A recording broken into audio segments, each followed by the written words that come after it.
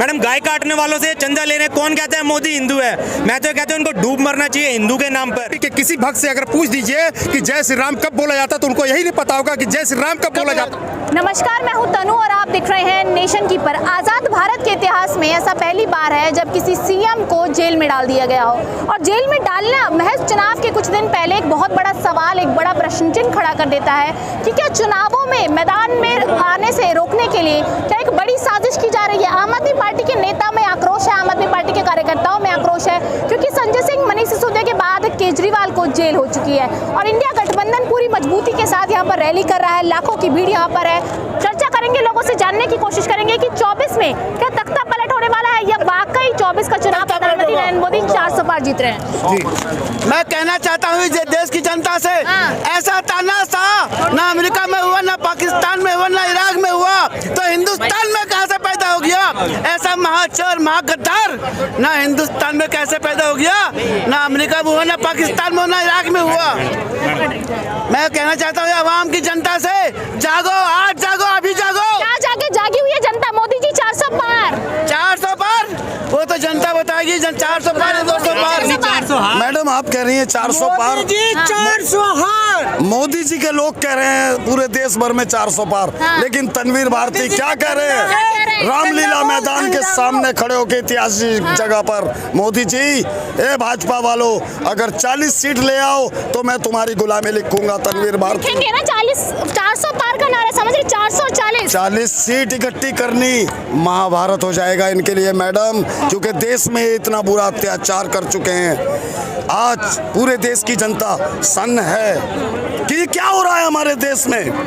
लोकतंत्र की हत्या की जा रही है, संविधान को कुछ। एक मिनट, आपके पास आ रही हूं। तिलक लगाए हुए हैं, मोदी समर्थक हैं? जी बिल्कुल नहीं। क्या तिलक अधिकार जो करके सिर्फ भाई बीजेपी को है? पूजा करने का अधिकार सिर्फ बीजेपी को है? वो तो दिखावा करते हैं। और मैं पूछता हूँ बीजेपी के किसी भक्त से अगर पूछ दीजिए कि जय श्री राम कब बोला जाता तो उनको यही नहीं पता होगा कि जय श्री राम कब बोला जाता है। जय श्री राम बता दीजिए। बिल्कुल जो है कि मैं जय श्री राम जो है कि विजय उद्घोषक मंत्र है, बीजेपी बोला जाता है सिर्फ खाली हर समय, जो कि जय श्री राम नहीं बोला जा सकता है। बाकी बीजेपी सिर्फ दिखावा करती है श्री राम के नाम पे, जो है कि हिंदू वोटर जा रहे हैं बीजेपी के साथ। जी, हिंदू वोट जा रहे हैं बीजेपी को। देखिए, वो भ्रमित करने की सोची समझी उनकी रणनीति है और देश की जनता को हमेशा गुमराह किया गया है, सिर्फ छलावा किया गया है, दिखावा जा रहा है, दिखाई जा रहा है, जो मीडिया के द्वारा दिखाया जा रहा है, प्रोपेगेंडा जो चलाया जा रहा है। देश कहां से कहां जा रहा है। बाबा राम रहीम को जो है कि आरोप सिद्ध है फिर भी छोड़ दिया जाता है पेरोल पे, तो जब चुनाव आता है, लेकिन वहीं पे सिर्फ एक आरोपी लीकर कंपनी के मालिक द्वारा, निदेशक द्वारा जो है कि सिर्फ आरोप करने के बाद और अरविंद केजरीवाल जो को गिरफ्तार कर दिया जाता है। सीबीआई की रेड पड़ती है, सीबीआई और ईडी की रेड पड़ती है। 1 रुपए का भी नहीं कहीं पे मनी ट्रेल मिलता है, ना संजय सिंह के पास पड़ता है, ना मनीष सिसोदिया जी के पास मिलता है, ना अरविंद केजरीवाल जी के पास मिलता है। कोई अगर घोटाला होता तो कहीं न कहीं मनी ट्रेल मिलती है, लेकिन कहाँ गया पैसा? सिर्फ घोटाला गया, वो कंपनी से 60 करोड़ रुपए बीजेपी चंदा लेती है, यह उनका घोटाला है। और यह सबसे बड़ा, यह देश का सबसे बड़ा स्कैम है, अगर देखा जाए तो सबसे बड़ा स्कैम है। निर्मला सीतारमण के हस्बैंड ने भी ये बयान दिया कि सबसे बड़ा स्कैम है देश का इलेक्टोरल बॉन्ड। देखिए मैडम, ये सिर्फ इंडिया का सबसे बड़ा घोटाला नहीं, विश्व का सबसे बड़ा घोटाला है। अगर देखिए केजरीवाल जी को गिरफ्तार किया इन्होंने, मैं ये कहता हूँ एलजी साहब को क्यों गिरफ्तार नहीं करते? सब फाइनल मोहर तो उन्होंने मारी थी। अब आप कहते हो कि हिंदू, भाजपा एक हिंदू पार्टी है। मैडम गाय काटने वालों से चंदा ले रहे हैं, कौन कहता है मोदी हिंदू है? मैं तो कहता हूँ इनको डूब मरना चाहिए हिंदू के नाम पर। इनसे बड़ा देशद्रोही तो कोई हो नहीं सकता भाजपा वालों से। गाय काटने वालों से चंदा ले रहे हैं। देशभक्त है भाजपा वाले, जो मोदी जी को वोट देता है वो सब देशभक्त हैं। मैडम हम भी देशभक्त हैं, उनसे ज्यादा हिंदू हैं। सुबह शाम हम भी पूजा पाठ करते हैं, वो श्री राम का नारा लगाते हैं, हम तो बजरंग बली का भी नारा लगाते हैं। 36 करोड़ देवी देवता सबकी पूजा करते हैं, तो कौन कहता है हमारी पार्टी हिंदू की पार्टी नहीं है?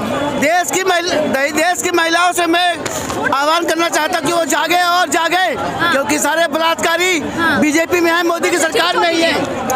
क्या कहेंगे? लगातार केजरीवाल जेल में है, क्या लग रहा है छूट पाएंगे? हमारी पार्टी केजरीवाल के साथ साथ पूरे पार्टी को साजिश की जा रही है। भारतीय जनता पार्टी केजरीवाल जी के नीतियों से, उनके व्यक्तित्व से डर गई है और इतने मोदी डरे हुए हैं कि वो हर तरह से चाहते हैं कि किसी तरह पार्टी को ख़त्म कर दें। और हमारे बड़े बड़े नेता पहले से सीनियर नेताओं को डाल रखे हैं और आज भी उनकी यही मंशा है कि हमारे बड़े नेताओं को डाल दें। और केजरीवाल बड़े नेता अंदर है, उसके बाद राहुल गांधी की सदस्यता भी रद्द हो गई थी।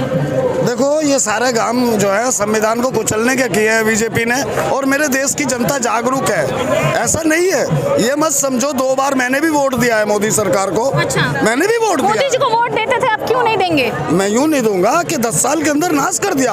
आपने जितने वादे किए आपके खोखले और झूठे निकले। आपने कोई वादा पूरा नहीं किया। 10 सालों में आप साल में 2 करोड़ नौकरी दे रहे थे मेरे देश को, आपने नहीं दी। आप बेरोजगारी हटा रहे थे, आपने नहीं हटाई। आप महंगाई कम करने आए थे, आपने नहीं की। सारा तो झूठ बोला आपने, और देश में नफरत और फैला दी हमारे देश में आपने। यानी इन 10 सालों में कभी भी माननीय प्रधानमंत्री जी कभी भी न शिक्षा पे बात किए, न स्वास्थ्य पे बात किए, न बेरोजगारी पे बात किए, न भ्रष्टाचार पे बात किए। सिर्फ खाली मंदिर मस्जिद के नाम पे लोगों को आरोप प्रत्यारोप की राजनीति करते चले गए। देश की जनता अब उनके बयानों को समझ गई है, उनके जो है कि छलावी भाषा को समझ गई है। अब यह देश चाहता है अरविंद केजरीवाल जिस जनता के मुद्दे पे काम कर रहे हैं, जनता के जन सुविधाओं पे कार्य कर रहे हैं, शिक्षा है, स्वास्थ्य है, बिजली, पानी, क्योंकि देश का हर गरीब का बच्चा अगर शिक्षा पा जाएगा तो वह डंडा और झंडा बीजेपी का नहीं उठाएगा। ऐसा अरविंद केजरीवाल चाहते हैं कि देश का हर बच्चा उच्च शिक्षा पाए और देश नंबर 1 हो जाए। आप अभी कह रहे थे कि 400 पार आ रही है, 400 पार नहीं 600 आ रही है। जब विपक्ष के नेताओं को पकड़ के जेल में डाला जाएगा, विपक्ष के नेताओं के पार्टियों के अकाउंट फ्रीज किए जाएंगे, जब विपक्ष के नेताओं पे इनकम टैक्स की रेट बढ़ेगी, ईडी आई जाएगी, उसे डराया जाएगा, धमकाया जाएगा, तो फिर चुनाव ही कहाँ हो पाएंगे। अब 400 नहीं 600 आनी चाहिए। देखिए, सबसे बड़ा सवाल चुनावों पर भी है। एक तरफ ईवीएम का भी विरोध लगातार चल रहा था कि बैलेट पेपर से चुनाव हो, दूसरी तरफ जेल में जाने के बाद लगातार विरोध प्रदर्शन तेज हो चुका है। अलग अलग राज्यों से लोग यहाँ पर आ रहे हैं, विरोध दर्ज कर रहे हैं, और सबसे बड़ा सवाल यह है कि 24 में सत्ता पलटेगी कि नहीं। नमस्कार।